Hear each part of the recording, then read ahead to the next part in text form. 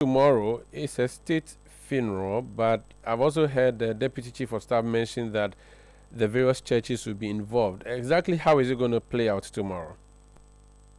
Very well, thank you very much. As you may all be aware, the victims of the crash belong to various religious persuasions, both Christian and Muslim, and even for our Christian compatriots, they also belong to different denominations.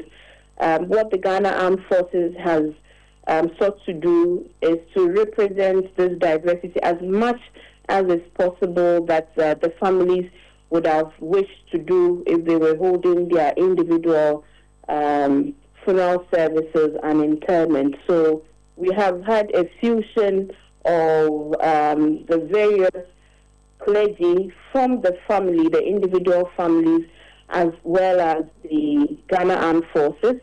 And we have imams from the Ghana Armed Forces, as well as various representative imams from the two Muslim candidates. So it's an interfaith service. As much as possible, we'll respect the sanctity of the different aspects of the program tomorrow. I see. Now, so we'll be having a funeral for all 8, but the burial is just for 2. Is that understanding? Because for just 6, because something happened on Sunday this weekend. Can you explain to us further how the relationship is going to be between what happened on Sunday, So which is the Muslim the general service is going to happen at the Independence Square, as you've heard from the Deputy Chief of Staff for Operations, Mr. Sandobe, and afterwards would be the interment for the 6 remaining. Unfortunately, the 6 remaining are all Christians, so at the graveside, on each individual grave would be a representation of the clergy from the church of that family, and also for that particular victim. So they would take charge of all the graveside activities at the cemetery. But at the Independence Square is a general service of tributes, of reading of text and exhortations, and what we are usually used to during such ceremonies. Okay, talk about attendance. If I'm sure it's a funeral for all Ghanaians, which means that everybody is at liberty to come there. What is the procedure if someone wants to attend tomorrow? Time, security, right. So we're expecting that all grieving public who want to come and personally show their last respect to our fallen comrades and compatriots would make their way to the Black Star Square and be seated by 7 a.m.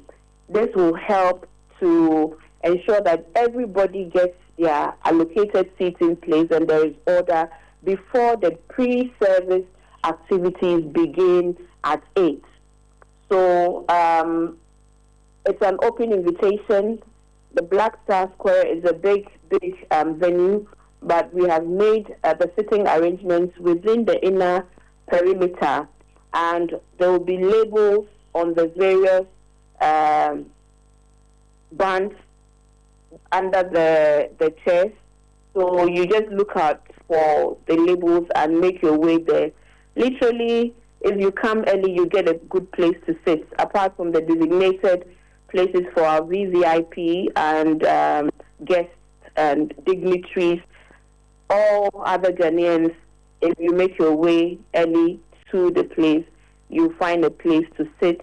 We have designated places for all 8 families, and we will strictly enforce that only the families sit at those designated places, because we have ensured that it will be easier for us to move them into their waiting buses for transport, especially the 6 families who will be interring their victims, for transport to the cemetery, to avoid the traffic situation we witnessed, just a couple of days ago. So please, everybody is invited to attend.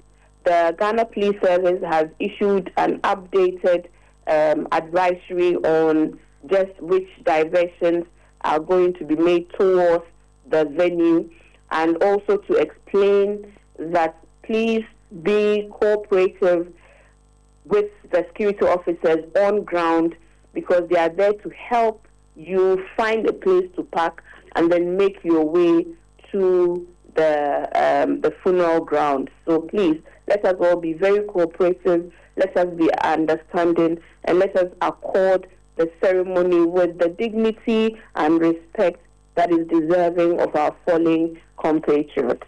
Shams, before you go, are we expecting any heads of governments or heads of states of other countries who are coming tomorrow to mourn with us? As of this morning, the indication was that we would receive a few special dignitaries from outside of Ghana. So I think those confirmations will be announced later tonight or tomorrow when they do come. Very well. Thank you so much for speaking to us. Thank you too. That's Shamima Muslim Al Hassan. She is Deputy Government Spokesperson.